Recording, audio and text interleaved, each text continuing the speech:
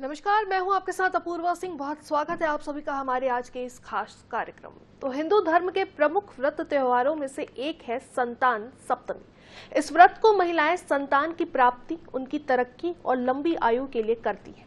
संतान सप्तमी का व्रत भाद्रपद मास के शुक्ल पक्ष की सप्तमी तिथि को रखा जाता है। कैसे रखें इस व्रत को, क्या है नियम, पूजा विधि, इस विषय के बारे में चर्चा करने के लिए हमारे साथ इस समय मौजूद है ज्योतिषाचार्य पंडित प्रिया शरण त्रिपाठी जी। पंडित जी, आपका बहुत बहुत स्वागत। धन्यवाद। तो चलिए अब इस कार्यक्रम की शुरुआत करते हैं।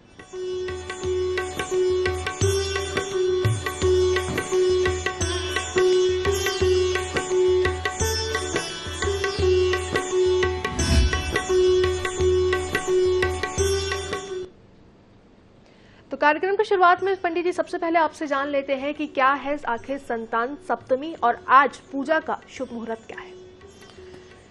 चलिए सबसे पहले तो यही देखें कि संतान सप्तमी का व्रत क्या है। संतान सप्तमी भाद्रपद महीने के शुक्ल पक्ष की सप्तमी को किया जाने वाला व्रत है। इसमें माता शिव और पार्वती की पूजा की जाती है। आहार का संयम रखा जाता है। सप्तमी की कथाओं का श्रवण किया जाता है। ऐसा करने से संतान से संबंधित सारे कष्टों की निवृत्ति होती है। इस व्रत को कोई निसंतान करे तो संतान की प्राप्ति होती है, और जो संतानवान करे तो संतान दीर्घायुष्य की प्राप्ति करते हैं।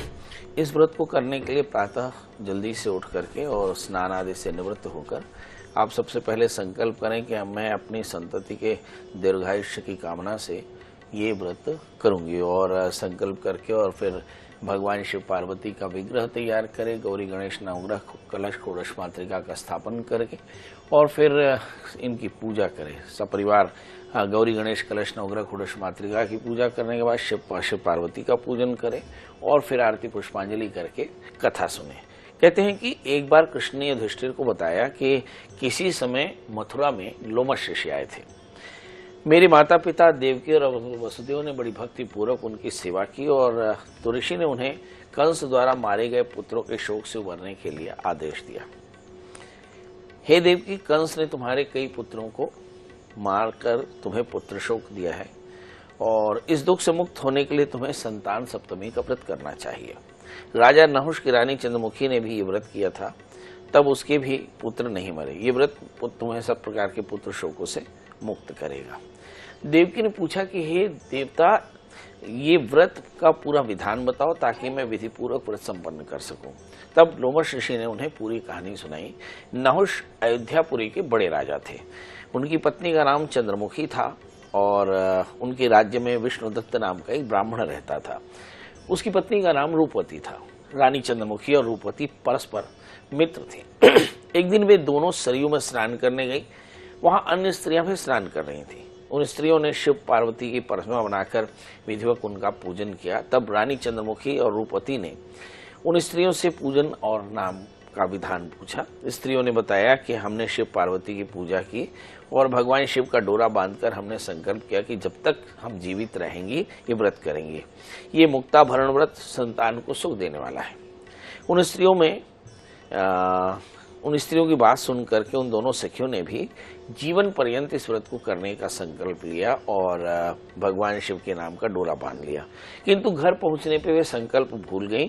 फलतः मृत्यु के पश्चात रानी वानरी और ब्राह्मणी मुर्गी योनि में पैदा हुई। कालांतर में दोनों पशु योनि छोड़कर मनुष्यता में आई, और चंद्रमुखी राजा मथुरा के राजा पृथ्वीनाथ की रानी बनी, और रूपवती ने फिर एक ब्राह्मण के घर में जन्म लिया। इस जन्म में रानी का नाम ईश्वरी और ब्राह्मणी का नाम भूषणा था। भूषणा का विवाह राजपुरोहित अग्निमुखी के साथ हुआ। इस जन्म में भी फिर से उन दोनों में बड़ा प्रेम हो गया। व्रत को भूलने के कारण ही इस जन्म में वे संतान से वंचित रहीं। प्रौढ़ावस्था में गूंगा बहरा पुत्र जन्मा, परंतु वह भी 9 वर्ष का होकर मर गया। भूषणा ने व्रत याद रखा था, इसलिए उसके गर्भ में सुंदर और स्वस्थ 8 पुत्रों ने जन्म लिया। रानी ईश्वरी के पुत्र शोक की संवेदना के लिए एक दिन भूषणा उससे मिलने गई। उसे देखते ही रानी के मन में डाह पैदा हुई। उसने भूषणा को विदा करके उसके पुत्रों को भोजन में बुलाया और भोजन में विष मिला दिया, परंतु भूषणा के व्रत के प्रभाव से उनका बाल भी बाका नहीं हुआ। इससे रानी को और भी क्रोध हुआ। उसने नौकरों को आज्ञा दी कि भूषणा के पुत्रों को पूजा के बहाने यमुना के किनारे ले जाकर गहरे जल में डुबो दो। किंतु भगवान शिव और माता पार्वती की कृपा से इस बार भी भूषणा के बालक व्रत के प्रभाव से बच गए। परिणामतः रानी ने जल्लादों को बुलाकर आज्ञा दी कि ब्राह्मण कुमारों को वध कर दो, किंतु जल्लादों द्वारा प्रयास करने के बाद भी जब नहीं मर सके तब समाचार सुनकर के रानी को आश्चर्य हुआ और उसने भूषणा को बुलाकर सारी बात बताई और क्षमा याचना करके पूछा कि आखिर ऐसा क्यों हुआ, किस कारण से तुम्हारे बच्चे इस तरह से बसते रहे। भूषणा बोली कि आपको पूर्व जन्म का स्मरण नहीं। रानी ने आश्चर्य से कहा कि नहीं, मुझे बिल्कुल याद नहीं। तब उसने बताया कि पूर्व जन्म में तुम राजा नहुष की रानी थी और मैं तुम्हारी सखी। हम दोनों ने एक बार शिव का डोरा बांधकर संकल्प लिया था संतान सप्तमी का व्रत किया करेंगे, किंतु हम दुर्भाग्यवश भूल गए और व्रत की अवहेलना के कारण बार बार जन्म लेते हुए आज मनुष्यता को प्राप्त हुई है। अब मुझे उस व्रत की याद आई और इसलिए मैंने उस व्रत को किया। इसी के कारण ही मेरे बच्चे तुम्हारे चाहने से भी नहीं मर सके। ये सुनकर रानी ईश्वरी ने भी विधि पूर्वक संतान को देने वाले इस मुक्ताभरण व्रत को रखा और इस व्रत के प्रभाव से रानी गर्भवती हुई और इसके बाद उनको सुंदर बालक हुआ। तभी से ये व्रत मुक्ताभरण व्रत या संतान सप्तमी का व्रत संसार में प्रचलित है। इसके लिए स्त्रियां जो है स्नान करके और साफ वस्त्र पहनती हैं, चौक पूरती हैं और शिव पार्वती का पूजन करती हैं, भोग लगाती हैं। भोग में खीर, पूरी और पुए का भोग लगाती हैं और फिर शिव जी को डोरा अर्पित करती हैं और फिर कथा का श्रवण करती हैं। आरती पुष्पांजलि करके रात्रि जागरण करती हैं। अगले दिन फिर पूजा करके फिर व्रत का पारण करके और याचकों को दान करती हैं, आचार्यों को दान करती हैं। इस विधान से अगर कोई संतान सप्तमी का व्रत करे तो उसकी सारी मनोकामनाएं पूर्ण होती है। बिल्कुल पंडित जी, अब आपसे संतान सप्तमी जो व्रत है उसके महत्व के बारे में भी जान लेते हैं कि आखिर इसकी महत्वता क्या है, कितना महत्वपूर्ण होता है ये। देखिए, संतान सप्तमी, कालाष्टमी या हलषष्ठी, ये 3 व्रत ऐसे हुए, छठ, सप्तमी और अष्टमी, जो संतान के कल्याण की कामना से किए जाने वाले व्रत हैं। ये बहुत ही महत्वपूर्ण व्रत हैं और इन व्रत को सनातनी सारी स्त्रियां करती हैं। सनातन में हमारे घरों में स्त्रियों का काम 2 है। जब कोई पुरुष भगवती महामाया की पूजा करता है तो संकल्प करता है, प्रार्थना करता है कि पत्नी मनोरमाम देहि मनोवृत्तानुसारणीम तारणीम दुर्ग संसार सागर से कुलोद्भवाम, कि पत्नी सुंदर हो, मन के अनुकूल हो और वो मुझे लौकिक और अलौकिक संसार सागर से मुक्ति करावे। तो स्त्रियों में आमतौर पे लौकिक जो इंस्पिरेशंस होती हैं, घर बनाओ, मकान बनाओ, बच्चे को अच्छे स्कूल में डालो, और अलौकिक जो पारलौकिक जो इंस्पिरेशंस होती हैं, सत्यनारायण का व्रत करो, एकादशी का व्रत करो, फलाना दान करो, ढिकाना दान करो। तो ये जो स्त्रियों का जो स्वभाव है, इसी से हमारा जो सनातन का जो गृहस्थाश्रम है वो बड़ा संतुलित रहता है। स्त्रियां व्रत करती हैं, पुरुष पुरुषार्थ करते हैं। व्रत और पुरुषार्थ के प्रभाव से पूरा जो परिवार है बड़ा संतुलित रहता है, स्वस्थ रहता है और आनंदित रहता है।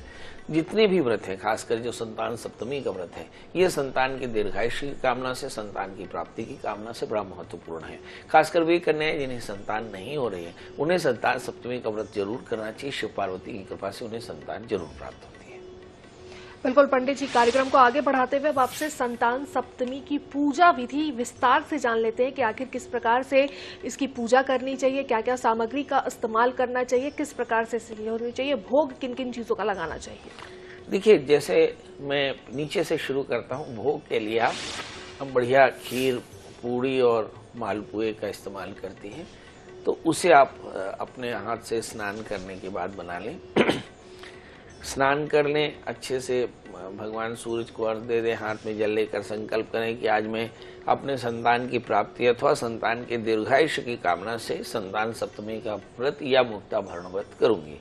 और फिर ऐसा संकल्प करके और फिर सारी वस्तुएं एकत्र करें, सिंदूर, कुमकुम, अक्षत, फूल, दिया, अगरबत्ती, मौली, रोली, इसके अलावा नारियल हुआ, है ना, पीली सरसों हुआ और कुशा, फूल, फल, दूबी, तुलसी, ये सारी चीजें एकत्र करके, पंचामृत एकत्र करके एक कलश बनावे। कलश का स्थापन करे, गौरी गणेश नवग्रह षोडश मातृका बनावे, शिव पार्वती का पार्थिव मूर्ति बनावे, उन्हें मिट्टी के शिव पार्वती बनाए सपरिवार, और फिर इनकी विधिवत 16 उपचार से भगवान शिव की पूजा करें, नवग्रह इत्यादि चक्रों की पूजा करें और पूजन करके फिर संतान सप्तमी की जो मैंने कथा आपको सुनाई, वो कथा का पाठ करे या कथा का श्रवण करे और उसके बाद पार्वती शिव के सहित सभी प्रागादित पीठों के देवताओं का पूजन करके और पुष्पांजलि करे, आरती पुष्पांजलि करे, भोग लगा करके और फिर विधिवत रात्रि जागरण करे, भगवान के नाम का स्मरण करे, ओम नमः शिवाय, और फिर उमा महेश्वराभ्याम नमः इस मंत्र का जप करे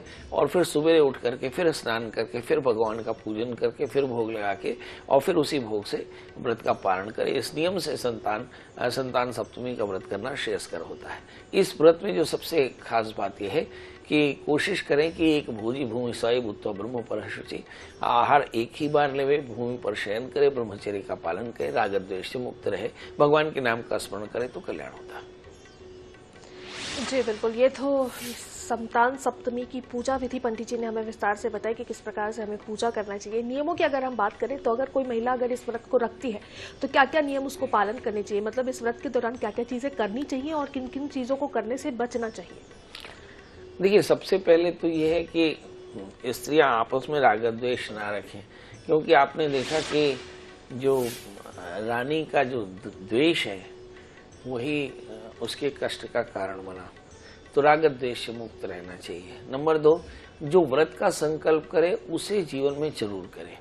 कई बार ऐसा होता है कि व्रतखंड करते हैं, इसे व्रत भ्रष्टता का आरोप लगता है और जिसके चलते आपके जीवन में अनेक प्रकार की परेशानियां आती हैं। इसलिए यदि आप जीवन में किसी व्रत का संकल्प करें तो उसे निष्ठापूर्वक करें, इस बात का विशेष ध्यान रखें। फिर दूसरी बात होता है आहार का संयम रखें, कुछ भी आहार ना लें। आहार फलाहार हो या फिर नमक का त्याग करें और लवण बिना नमक तेल मसाले का आहार लेवे और सात्विक आहार लेवे अगर डॉक्टर कहता है तो अन्यथा फलाहार में इस व्रत को करना चाहिए। तीसरी बात, इसमें निशा जागरण करना चाहिए। हमारे प्रत्येक व्रत में निशा जागरण का स्पष्ट उल्लेख है, तो निशा जागरण करे मतलब रात्रि जागना नहीं, भगवान के नाम का संकीर्तन करे, अखंड दीप जलावे और व्रत की अखंडता की कामना करे। ऐसे करने से आपका व्रत का संकल्प पूरा होता है। बिल्कुल पंडित जी, तो संतान सप्तमी आज है, शुभ मुहूर्त भी जान लेते हैं कि आज कब से कब तक शुभ मुहूर्त है संतान सप्तमी का? संतान सप्तमी का शुभ मुहूर्त, जैसे कि हमने देखा कि जो संतान सप्तमी है हमारे पास में जो पंचांग है उसके हिसाब से अगर हम देखें तो संतान सप्तमी जो है वो रात को 11:13 तक रहेगा। अनुराधा नक्षत्र है, तो इस रात को 11:13 तक शुभ नक्षत्रों में राहु काल आदि का त्याग करके हम कर सकते हैं। इसमें आपके पास में ढेर सारे मुहूर्त मिलेंगे, जैसे जो हमारा राहु काल है उसे भर देख लें। राहु काल 3:05 से लेकर 4:37 तक है। इसका त्याग करके फिर अभिजीत मुहूर्त मतलब 12 बजे से लेकर के 1:33 तक किया जा सकता है।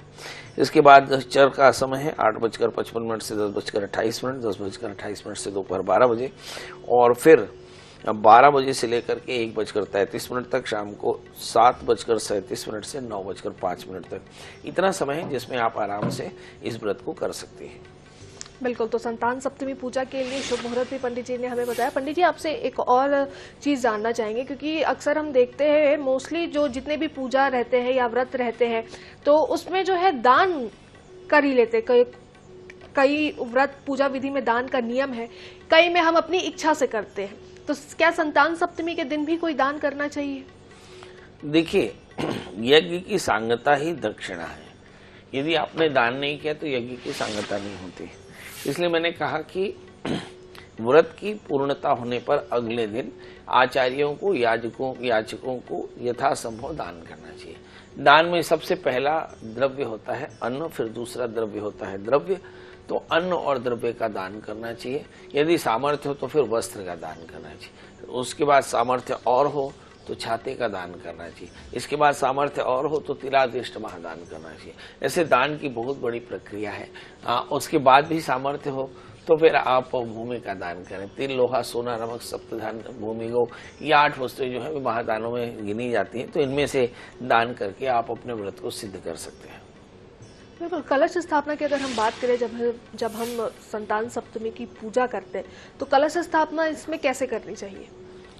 देखिए, किसी भी व्रत, किसी भी नहीं, ये संतान सप्तमी नहीं, जब भी आप व्रत करते हैं तो व्रत करते समय अभी आपने गणेश चतुर्थी से लेकर चतुर्दशी तक आपने गणेश की स्थापना की, अब आगे चल करके दुर्गा की स्थापना करेंगे, पीछे आपने शिव जी का पूजन किया, उसके पहले कृष्ण जन्माष्टमी की।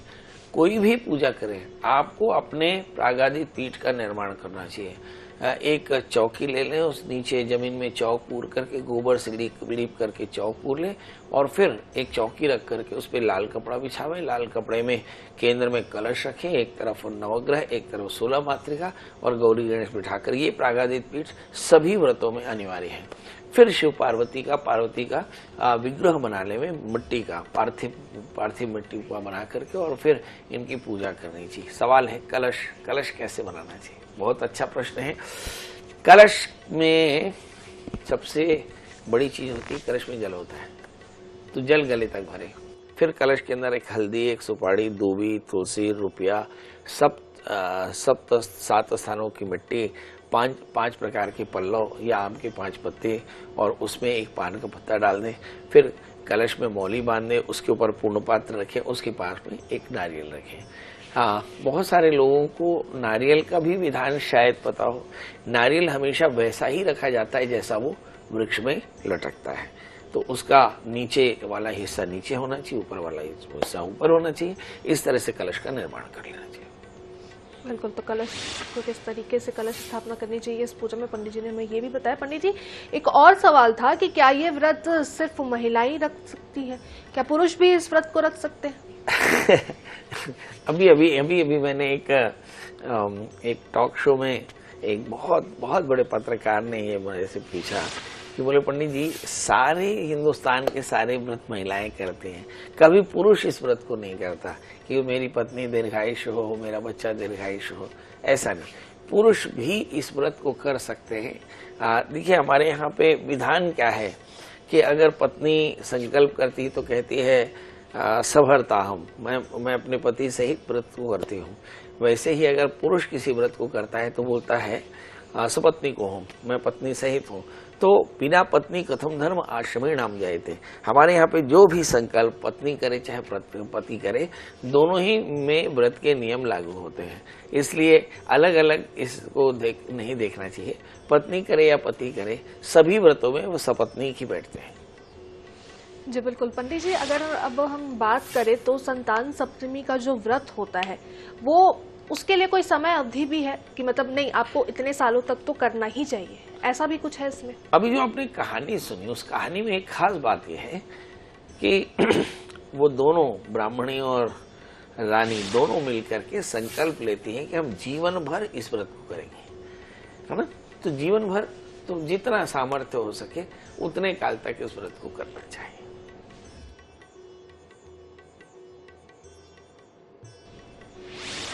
तो बिल्कुल पंडित जी, अब कुछ हम आपसे, क्योंकि हर व्रत के पीछे एक कहानी होती है, कहानी आपने बताई ही, महत्वता भी आपने बताई ही, लेकिन कुछ ना कुछ हर व्रत में और हर पूजा में विशेष भी होता है। तो संतान सप्तमी में क्या विशेष है, ये भी आपसे जान लेते हैं। देखिए, संतान सप्तमी में विशेष ये है कि ये विशुद्ध रूप से संतान की कामना से, संतान के कल्याण की कामना से किया गया शिव पार्वती का व्रत है। अभी मैं एक कथा सुन रहा था, एक संत कथा कह रहे थे कि पार्वती जी के मन में कौतुक हुआ और उन्होंने जो उबटन लगा रही थी, उस उबटन का जो मल था उससे उन्होंने एक विग्रह तैयार किया। और चूंकि पार्वती को शक्ति या महाशक्ति कह सकते हैं, तो शक्ति के उबटन से जो तैयार हुआ वह दिव्य बालक बहुत जल्दी से बड़ा हो गया। एक जगह पर यह भी लिखा है कि पार्वती ने कौतुक में उसे गंगा जी को सौंप दिया, गंगा में उछाल दिया। पर गंगा जी चूंकि पार्वती की सखी हैं, इसलिए उन्होंने उसे अपनी गोद में लिया और तत्काल बड़ा बृहद आकार का हो गया। दोनों ही तरह की कथाएं हैं। और फिर उस बालक को दरवाजे पर एक लाठी देकर के खड़ा कर दिया और उस बालक ने नंदी इत्यादि शिव गणों को अंदर जाने से रोका, फिर शिव जी को भी रोका। अंत में शिव जी ने क्रोध में आकर उसका मस्तक छेद दिया। फिर पार्वती नाराज हुई, तो ये हुआ कि भाई जो बच्चा दक्षिण की ओर मुख करके लेटा हो उसमें उसका सर इसमें जोड़ दिया जाए। तो फिर एक मृत्युंजय नाम का जो हस्ती था उसका सर काट करके और भगवान के सिर पर लगाया और ये बने गणेश। तो आप देखिए कि गणपति और स्कंद दो ऐसे पुत्र शिव और पार्वती के रहे जो गणों के अधिपति थे, जो गणों के देवता थे, प्रथम पूज्य थे और परम वीर थे। इन दोनों ने ही सनातन के ढेर सारे देव युद्धों को का सेनापतित्व किया। आगे शिव पुराण में पढ़ेंगे तो स्कंद भी सेनापति थे और गणपति भी सेनापति थे। तो इस तरह से वीर संतान की कामना से शिव पार्वती स्कंद और गणेश की पूजा करनी चाहिए। संतान सप्तमी की यही खासियत है कि वीर्यवान, शीलवान, चरित्रवान, स्वस्थ, दूरदर्शी, विद्वान, सद्गुणी, सदाशायी संतान की प्राप्ति के लिए ये संतान सप्तमी का व्रत किया जाता है। बिल्कुल पंडित जी, लेकिन संतान के लिए अगर हम देखें, बच्चों के लिए अगर देखें तो और भी कई सारे व्रत होते हैं, तो उन व्रतों में और संतान सप्तमी में क्या फर्क है, क्यों अलग अलग है? देखिए, बहुत सारे व्रत भाद्रपद महीने के कृष्ण पक्ष में मनाए जाते हैं और बहुत सारे व्रत भाद्रपद के शुक्ल पक्ष में मनाए जाते हैं। इसका मतलब ये हुआ कि भाद्रपद महीने का पूरा जो दोनों पक्ष है, ये पूरा का पूरा, मैं तो कहता हूँ पूरा चतुर्मास, जहाँ से हम शुरू करते हैं श्रावण, भादो, कुआर, कार्तिक, ये 4 महीने जो हैं ये व्रत और उपवास के ही हैं। इस समय हम ज़्यादा गमनागमन नहीं करते, एक जगह बैठ करके तपस्याएं करते हैं। तो ये 4 महीने की तपस्या है। इसमें आमतौर पे जो भाद्रपद महीने में किए जाने वाले व्रत हैं वो संतान के कामना से, संतान के दीर्घायुष्य की कामना से किए जाते हैं। इन व्रतों में बड़ा अंतर नहीं है, सिर्फ नियमों का अंतर है। जैसे हल षष्ठी में चूंकि यह बलराम का जन्म दिवस भी है इसलिए, और बलराम का शस्त्र हल है, इसलिए हल की पूजा की जाती, गायों की पूजा की जाती, इसलिए गाय का दूध और हल चले हुए जमीन से जो अन्न उपजता है उसका इस्तेमाल नहीं होता। तो इस तरह से ये हल षष्ठी और जो कालाष्टमी है इससे इतर संतान सप्तमी का व्रत है, जिसमें आप आहार का संयम थोड़ा सा ज्यादा लिबरल है, ऐसा मान सकते हैं। परंतु इसमें शिव पार्वती की पूजा उतनी ही दृढ़ता और उतनी ही श्रद्धा से करना चाहिए जैसा आपने हल षष्ठी में किया, जैसे आप हरतालिका तीज में पति के दीर्घायुष्य की कामना से इस व्रत को करते हैं। तो ये एक छोटा सा फर्क आपको दिखाई पड़ेगा। तो बिल्कुल संतान सप्तमी है आज, शुभ मुहूर्त से लेकर संतान सप्तमी क्यों बनाई जाती है, किस तरीके से आप पूजा कर सकते हैं, महत्वता क्या है, इसके पीछे की कथा क्या है, इन तमाम चीजों पर पंडित जी ने हमसे विस्तार से बात की और संतान सप्तमी से जुड़ी हुई सारी आवश्यक जानकारियां भी पंडित जी ने हमें बताई। इन सभी के लिए पंडित जी आपका बहुत बहुत शुक्रिया। जी धन्यवाद। तो इसी के साथ आज के हमारे इस खास कार्यक्रम में बस इतना ही। कल फिर से मुलाकात होगी एक नए विषय के साथ। नमस्कार।